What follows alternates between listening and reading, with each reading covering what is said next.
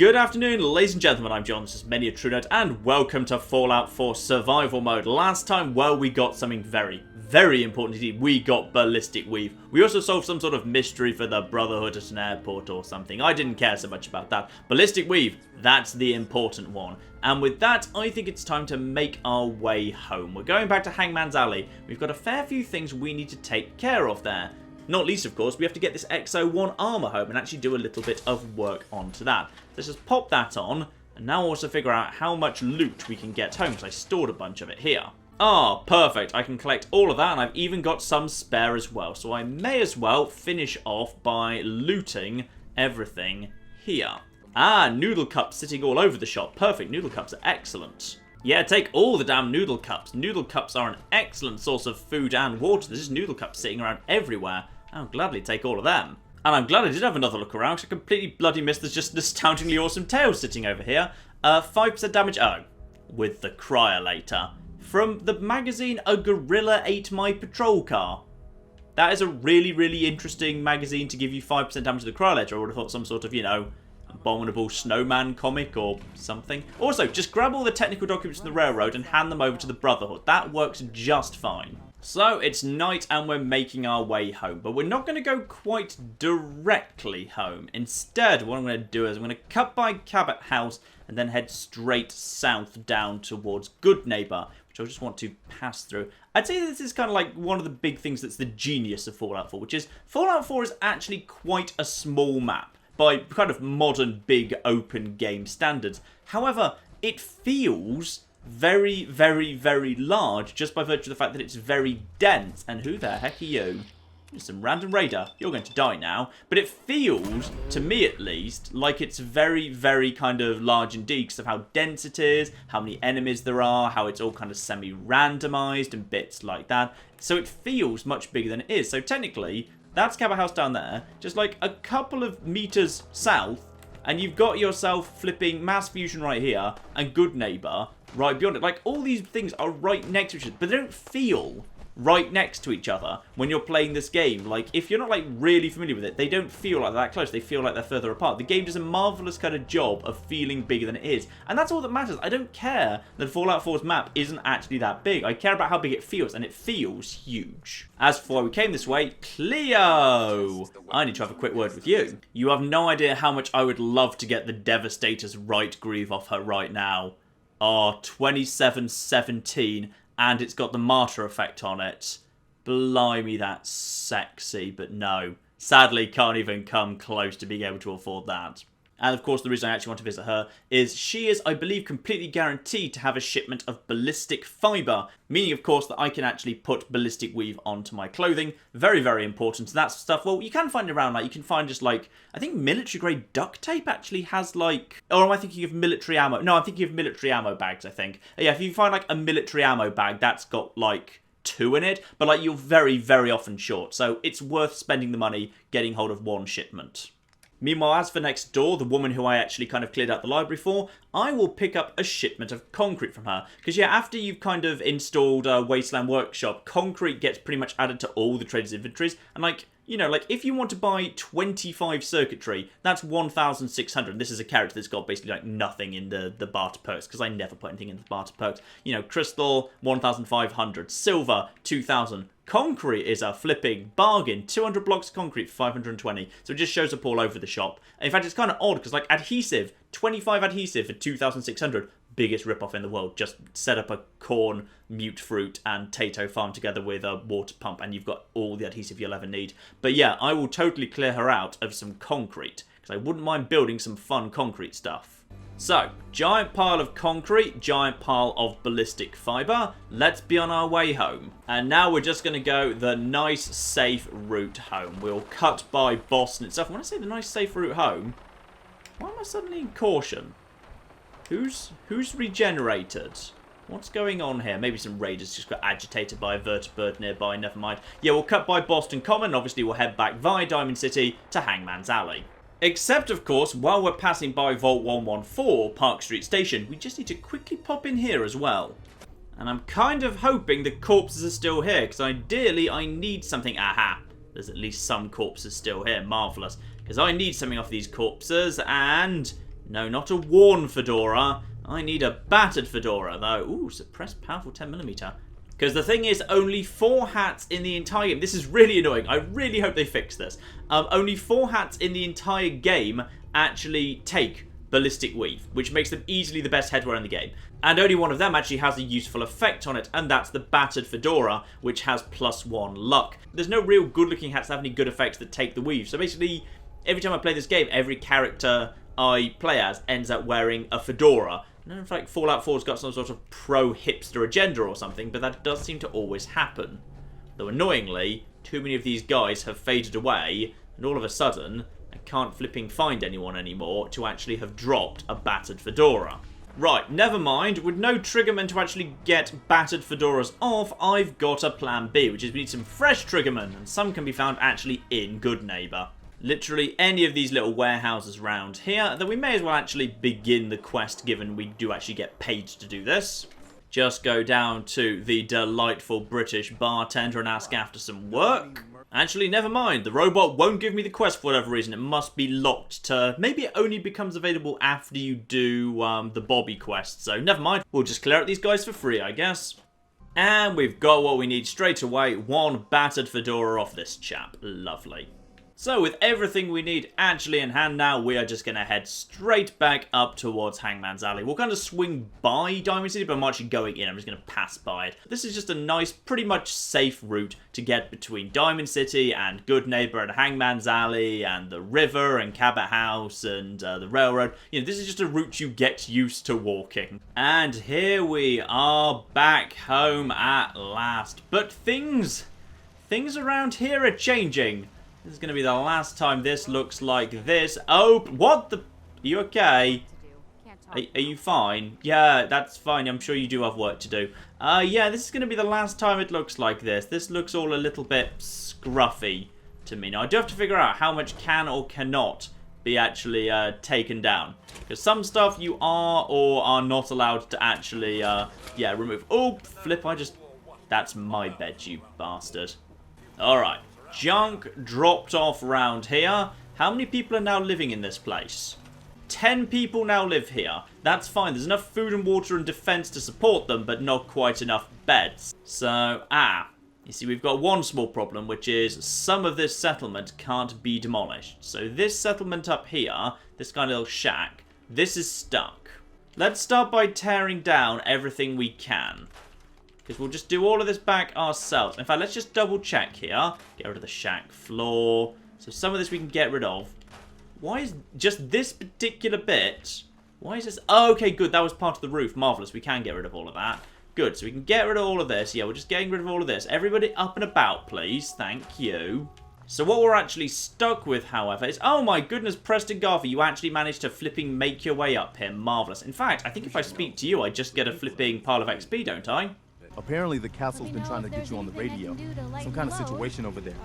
Better go see what's going on. Oh, is that Ronnie Shaw? Yep, old guns, marvellous. But, turning the quest. There we are, defend 10 Pines Bluff. Oh, 86 XP.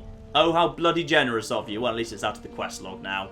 Let's just very, very quickly check that everything is linked together. Because if everything's linked together, then what I ought to have is, yes, indeed, I have access to over 1,000 wood and steel. That means that my connection through to Sanctuary Hills, where most of that wood and steel is indeed working just fine. So now I have access to all the wood and steel in the world.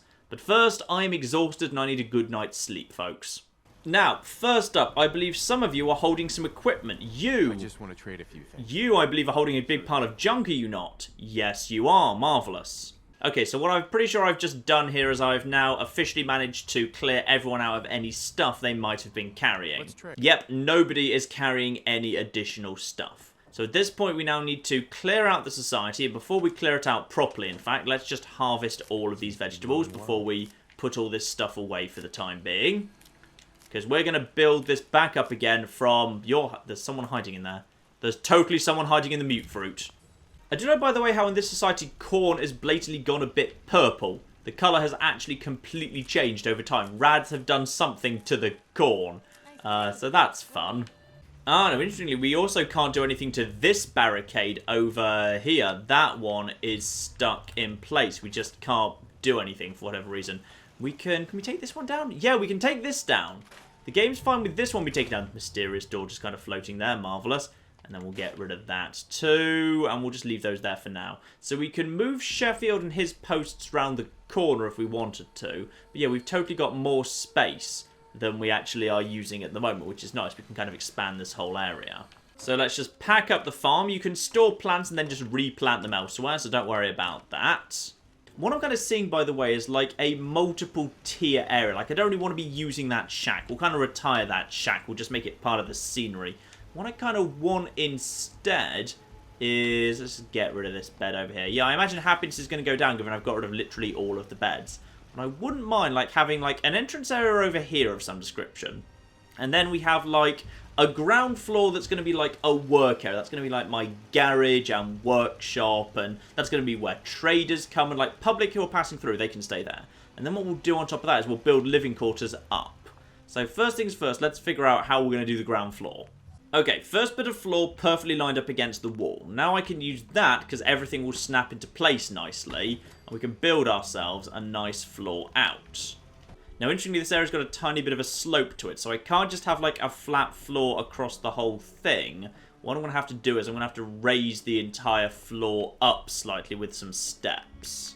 Okay, that's more like, in order to make this work, it needs to be started from that side and built this way. Now we just have to fill in the gaps. And then finally, for the end pieces, of course, we need foundation.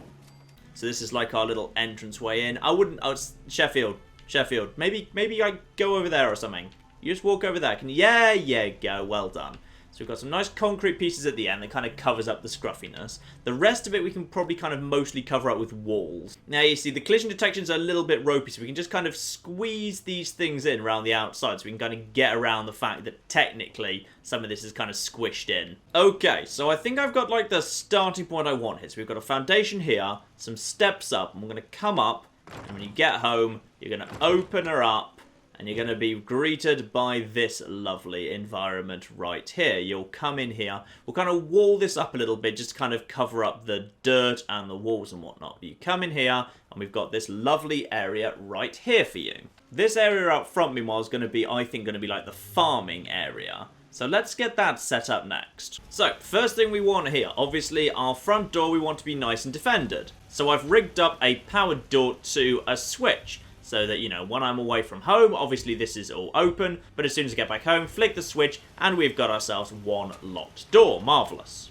Meanwhile, of course, you can't totally rule out the possibility of some rapscallions rolling up, so just in case, we'll keep all our turrets here tucked at the front door very, very nicely. So what we'll have round the front here is we'll have all this lovely food, just kind of, you know, so when you first come in, you really get the impression there's a nice little kind of farm area going on down here, which is nice. It means this area won't be roofed, so it kind of makes sense that, you know, the farming will occur, like, under the open sky, so we get some sunlight during the day. And, of course, we will light up this area with some lovely street lamps. If this is going to be the area that lots of people come into, and they're potentially going to come home at night, we don't want them kind of coming into the dark. So it'd be very, very nice if, you know, when you kind of get home, you arrive home. No, not like that, thank you. Yeah, if you kind of get home and, like, just crack open the switch, the door's open. You get home, you know what? I want it to be properly, like, lit up. That'd be nice, yeah. We'll probably keep that going round, actually, yeah. Now, what I can do, because I built this wall just within the confines, is I can put some extra lights on the outside. Let's check how that looks. Obviously, you know, we want the alleyway that's kind of leading up to this area to be properly lit as well. Though, actually, you know, I think it just needs the one, to be honest. Like, the one that's over there is kind of hidden around the corner, so we don't really need that one.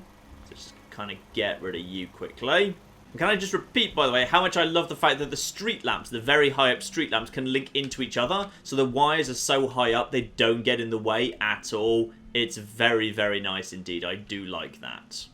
And I also think it's very reasonable that the water pump's at the front, so, you know, when you get in, you can immediately grab yourself a quick bit of water. That's nice. Here's something I missed, by the way. Far Harbour added a whole bunch of fish racks into furniture miscellaneous. That's nice. And we will put some lovely benches down as well, so kind of like when you arrive, you've got somewhere to sit if you need to wait for someone. Meanwhile, let's make sure everyone who comes here knows who I have allegiance to, just to make sure there's no confusion here. So we'll just put some Brotherhood of Steel flags up all over the place. Make sure everybody knows it. There we are. Hopefully nobody's going to miss the memo here as they come in. They all know who we swear allegiance to. Beautiful.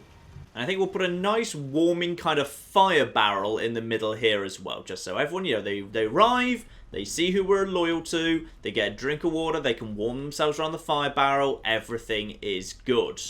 So after many, many frustrating hours, what I've realised is these bastards just don't get walls. Alright, what happens is I've built myself a lovely house, and these guys get the privilege of living underneath it, and they should be bloody grateful for that, and that's absolutely all that needs to happen here. Now, I've decided that Dogmeat gets to live up here with me, so like over in my house, I've built this little corner, and this is going to be Dogmeat's area. So he gets that there. There you are, there's a good boy, he's already heading over there, marvellous. Now, I need to make sure this place is properly wired up as well. So I'm going to build just a couple of power conduits to run along here. Those should all be close enough together, just so we've got, like, plenty of power. So this goes over to, doesn't quite... Oh, no, sorry, that wasn't even the right one. This goes over to here. Nice and easy. This should go to over here. There we go. If I can move this one a little bit more in this direction... then this should be able to hook up into here as well. Nice, so now we've got plenty of power flowing through here. Okay, loads of power floating around here. That's good. Because I kind of see this area having, like, lots of fluorescent lights. That's kind of what I want. I want, like, fluorescent lights all along this area. We've already got our weapons workbench there, and I quite like that being there so that can stay there. But, of course, we've got a whole bunch of new stuff that we can actually build. For the first time, with Local Leader 2, we can actually build our own armor workbench. Absolutely magnificent. Assuming that Codsworth doesn't get in the way as he just has there. Well done, Codsworth. As well as our own chemistry station. I think we've already got one of those in here. No, we've got a chem box. We don't have our own chemistry station here. All we've got here is the gun crafting. I like that you do actually get, like, a choice of different styles as well as kind of different cooking options, a power armor frame. That you need armor 1 for, but that's absolutely fine. That, in all fairness, is almost just kind of, you know, protecting you from yourself, because there's no real point having a power armor station until you've got at least a little bit of armor. It's a little bit pointless otherwise. So yeah, the game's kind of kindly giving you the hint to not bother taking that too early on. But for me, we can definitely do with a power armor station. Plonk one of them down. This is stuff we've been needing for a while at this point. Oh, yes. And I'd say an armor workbench right next to a power armor station. Those two things kind of work together very, very nicely indeed. There we go. And a chemistry station can sit over here as well. Let's kind of have like a nice line. We've kind of got weapons down there, then we've got chemistry, then we've got power armor station, then we've got this armor workbench. Just raise up that flag a little bit there. And with that, I can just quickly bring down my actual power armor. There we are. Power armor's all in place. Very, very nice. These lights are not quite doing as much as I need to. Actually, you know, this bit's kind of more outside, isn't it? This needs more outside lighting.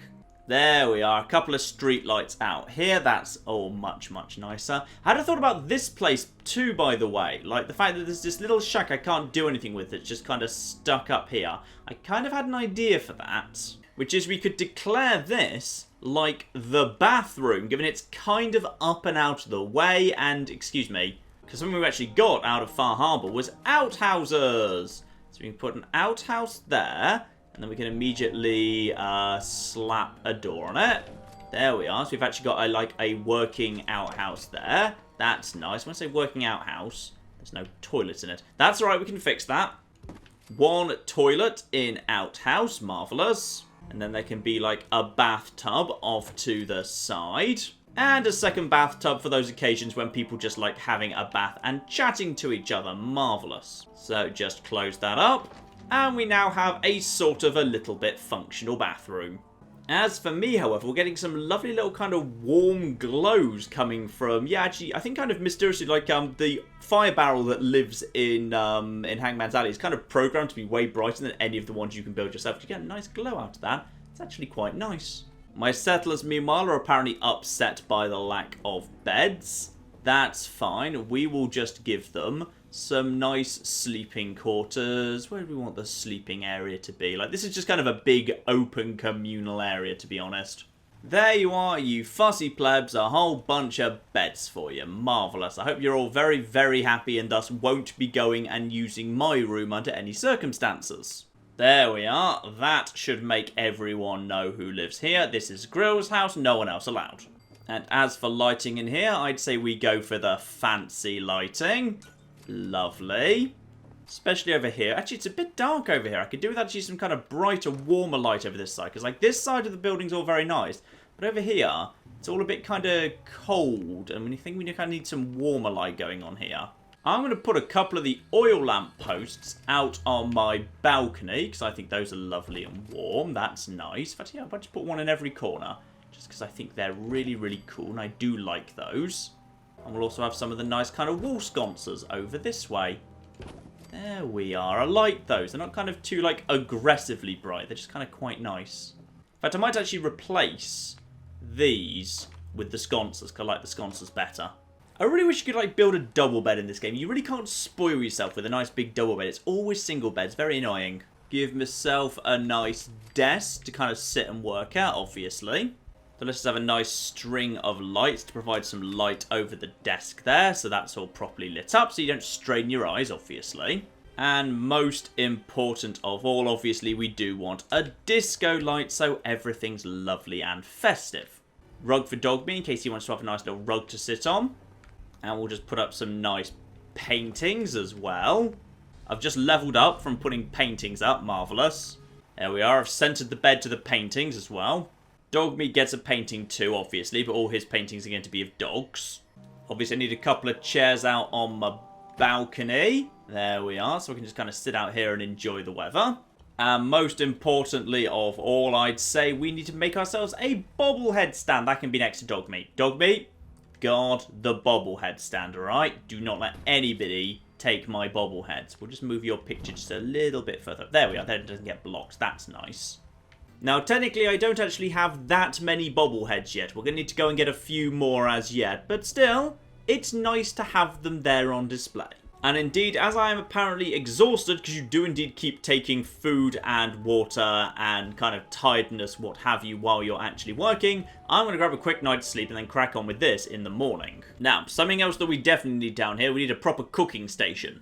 There are multiple different ones you can build with just slightly different requirements to them. I actually quite like the traditional cooking station we already had, that you can also have like a spit together with an actual stove. And the other thing we can now have, of course, is stores. I've never had a store before, but I'm actually allowed to have a store if I wish, because I've actually got local leader too. So I can't have like the best stores, for example. Like I cannot have a trading emporium, you need cap collector for some of that. But I can at least have some basic stores if I want to. The thing is, you do actually have to pay for them to be set up. So obviously there is an upfront cost in bottle caps just to get that going. And some are more expensive than others. So an armor stand, I could build like a basic armor stand, but for an armor shop, 1,000 caps is the upfront cost, and 3,000 for flipping an armor emporium. Is it worth having any of them? Probably not, but you know what? I wouldn't mind just having a general trading shop present. It seems like a cool thing to have. And who feels like being a shopkeeper? Anyone doing literally nothing? Vault Tech rep, you can be a shopkeep now.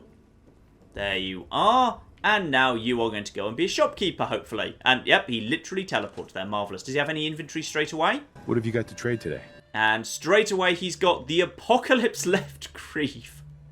Marvellous. That's actually quite good. But it has got the damage resistance increasing as your health gets low, which I don't actually like. But still, straight away, he's got something called the Apocalypse Grief. That's nice. And a whole bunch of junk. This is kind of useful just because, like, if you're ever a little bit shy of junk, he'll just in case just have stuff, which is quite useful. You can just, like, rather than having to run all the way to diamonds to check their inventory, this guy just have some junk on him, which is, you know, quite useful. Plus, of course, additional concrete if you ever need any. Next to the cooking station, I'm going to put a nice little fish rack. There we are, just because, you know, we've got some nice kind of fish that people can put on the fire. That's kind of cool looking. Meanwhile, in decorations miscellaneous, there's all this random stuff here now, just like crates and whatever. So I'm just going to kind of put some of that around, because I think it just kind of makes the place look a bit more busy. Plus, it kind of covers up some of the stuff I don't want people to see, like the generators. And then one fire barrel right in the middle of all these guys, just to kind of give them something to all hang around. At the moment, they're too busy staring at Codsworth and wondering why the hell he's just kind of floating there. I think he's got a bit stuck by the barrels. So let's just slightly move them. Codsworth, get down from there and go over there. There we are. It's far from perfect, but I think it's a big damn improvement. It doesn't feel quite so kind of ridiculously boxed in the moment. We've got this nice area for farming, this front door that you can kind of lock once you're actually inside, this nice guard post you come in, there's a bunch of communal beds, there's everything you need here, there's a cooking station, a little bit of open space, all the tables you want. Then you head round the back, hang on, just kind of close this. Wait, is that Codsworth outside? Codsworth? What are you doing out there? Codsworth? Yeah? Why are you... Never mind, you know what, whatever, you have fun out there.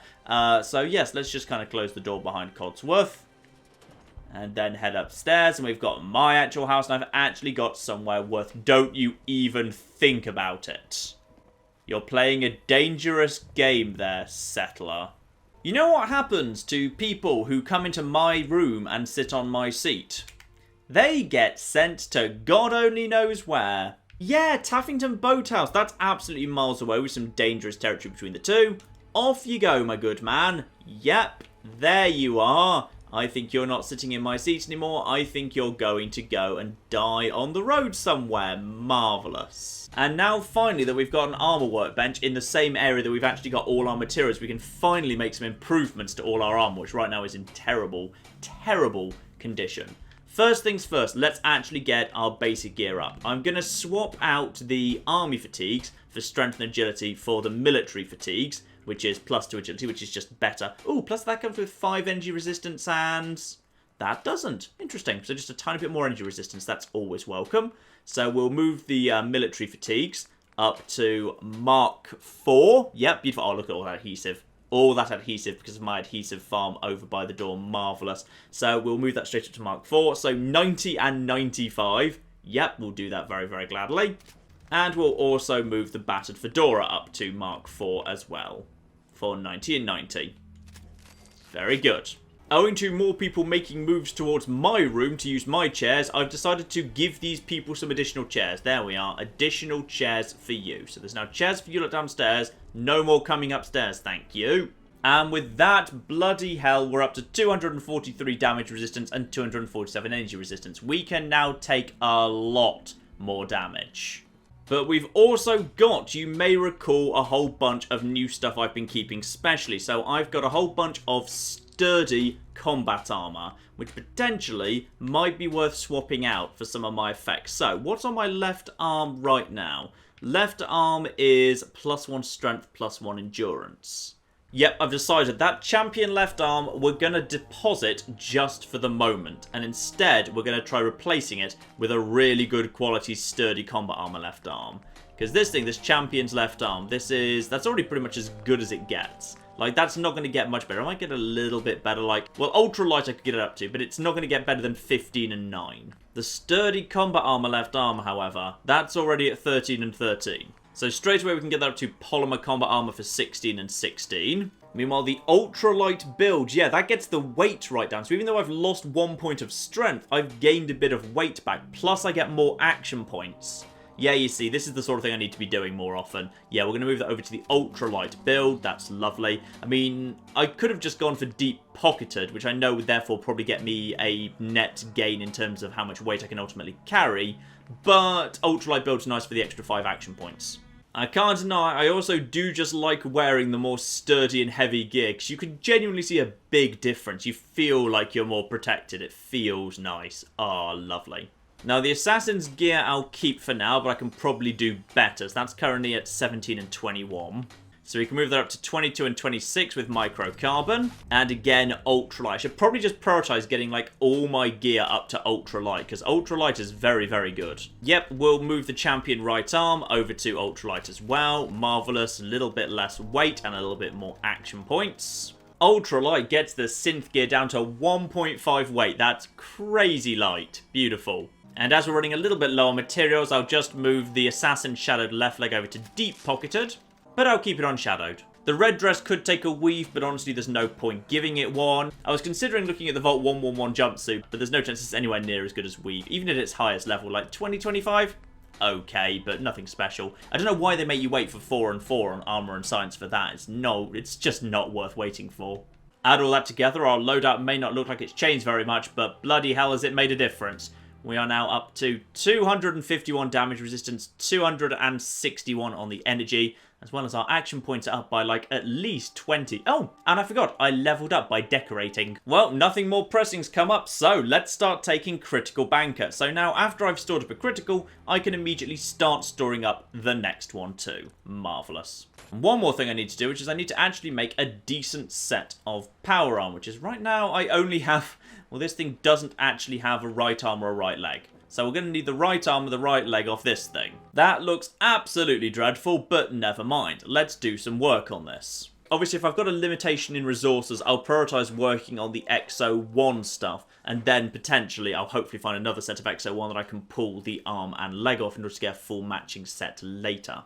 Oh good, I'm taking damage while working on the armor again. I'm told that this happens due to a bug where when you're actually working on armor, all the pieces of the armor move into your inventory for a moment. That's why that happens. So, to avoid that happening, I've built a filing cabinet here. And now I guess I'm just going to do the crafting naked because I've put all my armor and a few other bits and pieces in here, so I'll have enough capacity to actually work on my armor without taking damage as I go along. So we're going to start off just making everything red. Red is fine because +1 agility is good. Oh my god, I'm still over encumbered somehow.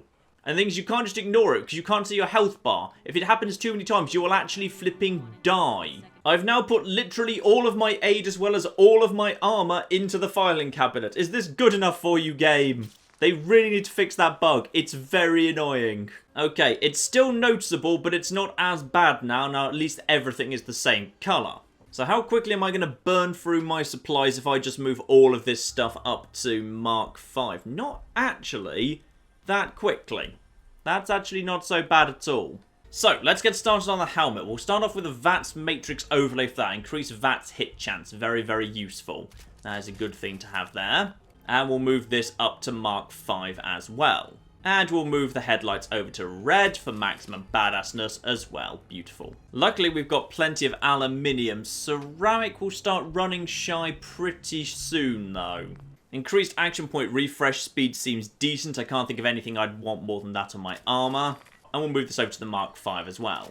Now, I've also been thinking about the paint, by the way, which is, well, one, I'm not actually convinced Flames looks that good on the XO1, but I know there's like somewhere it says if it's all matching, you get benefits. Like when all pieces are painted in Vault-Tec, you then and only then you get Charisma. However, there's others where you basically just put it on and it gives you an advantage, and it doesn't need to be all of them, so you can kind of mix and match a little bit. And some of these are kind of tempting. In particular, armor health being up by, what is that? That's not quite 10%. It's like a 7 or 8% increase or something for the titanium plating, which is actually pretty tempting. And it doesn't even actually cost that much. In fact, I'm kind of tempted to go over to titanium plating for more armor health. I'd rather have more armor health than just +1 agility, because I've got plenty of stuff that's giving me agility. I've got good agility. I feel like additional armor health, that could actually be the way to go, so I'm actually willing to spend on that.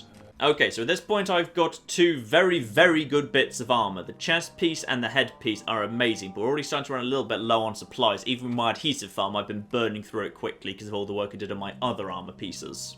That is all the XO1 pieces moved over to titanium plating, and the two bits that are just the T60 I've just moved back over to Brotherhood of Steel. So they kind of match. They look a bit matching at least, because they're at least back in silver rather than red at this point. The fun thing is, of course, there's basically literally no point for me in actually putting anything on my arm pieces, the XO1, because yeah, unarmed for bleeding, increases unarmed damage, reduces action point cost for power attacks, and adds energy damage to unarmed. I don't do any of those things, so at least that's one thing I don't actually have to spend on. I'm going to go for an explosive vent on the legs just because I quite enjoy it. It's just good fun. But at this point, I think we've pretty much exhausted our supplies entirely. Yep, until we get more adhesive, there's nothing more we can do. Oh, that looks kinda scruffy. I don't like the combination of the different armor sorts. That looks very scruffy indeed. But never mind, we'll just have to accept it. Luckily, a tiny bit more mute fruit had just grown, so at the bare minimum, I do actually have, yeah, just enough adhesive to get this stuff up to Mark 5. So we've got at least 3 bits of gear at Mark 5, X1 Mark 5 stuff. So that's pretty damn impressive. So that chest piece, and that their helmet, and that their leg, those are pretty damn solid. The problem is that's just okay, and these 2 bits are just placeholder until we can find some better stuff. Meanwhile, bless this new story, has actually got a sealed wonder glue in there. That might just be enough to make a tiny bit more of an improvement. Yep, we can get that arm up to level 5 as well. With that done, that's 2/3 of a very, very good quality set of, XO1 armor. That is not bad at all. Meanwhile, I've decided, as he just looks really, really kind of creepy without a hat on, Preston Garvey gets to have a hat. He doesn't get his original hat back, obviously. He just gets a worn fedora. So, if he continues to behave and doesn't give me bloody hell. You guys really like hanging out up here, don't you? My room is the popular room. No one wants to hang out down in the public area. Should probably do something about that. Restricted area, keep out. There we go. Hopefully some people will figure that out. Well, hopefully by the time I get back, they'll have figured out they're not supposed to be there. And yes, I did indeed say get back, because this wasn't just because I felt like doing a little episode of building and decorating and crafting, though it is a nice occasion just to, like, you know, sit back and take stock. And who forgot to close the door? It was probably me, to be honest. Let's just make sure we're safely locked in there. I do like the balcony, by the way, with that kind of floor on it. That's quite nice for a balcony. I think that's quite... Oh, blimey, you can see up Codsworth's skirt. Blimey hell. Yes, this wasn't just for the sake of crafting and so forth, though I have had a nice time building a little stuff. I do enjoy building things, as you probably may have noticed by the fact I do, like, you know, city builders and strategy games on occasion. I do enjoy doing that sort of thing. But yes, this was not just for that. This was mainly because I wanted to build the new power armor, and this new power armor is very, very important because someone said something about going to find Virgil in the glowing sea. And I suspect if I'm going to succeed at that, then a beautiful set of power armor could be just the sort of thing. In fact, when I think about it, I wonder if I've got just enough. Yeah, why not? Let's slap an extra 100 resistance onto one of the arms. Let's just slap some lead painting onto one of the arms. I got plenty of other materials though. Ooh, that's eating into my fiber optics. No, you know what? I'll hold off. I think I've got enough rad resistance across this entire suit of armor. This suit of armor is just fine. So, we've got some much better quality armor here. Oh, I like the new sturdy combat armor piece. That's very, very nice indeed. We have one hell of a decent set of power armor, I'd say. For this point of the game, for a character that's only in like the low 30s, this is a very, very solid set of power armor indeed. And we will be taking it, heading south and heading into the glowing sea next time, ladies and gentlemen. But in the meantime, I've been John. This has been many a true nerd. This has been Fallout 4 Survival Mode. Setting up Hangman's Alley a little bit more to my liking, and indeed creating some better quality armor and the power armor that's going to get me to Virgil. Thank you very much, and goodbye. I've got plans. Dad, this is my plan. International Peacekeeping Force. I'm here to bring peace. It's a tsunami of monkeys. This is literally a tidal wave of monkeys. Whoa. Don't be here. Don't be standing here. Okay. Oh, you want more peace? Here, have some more. Have some more.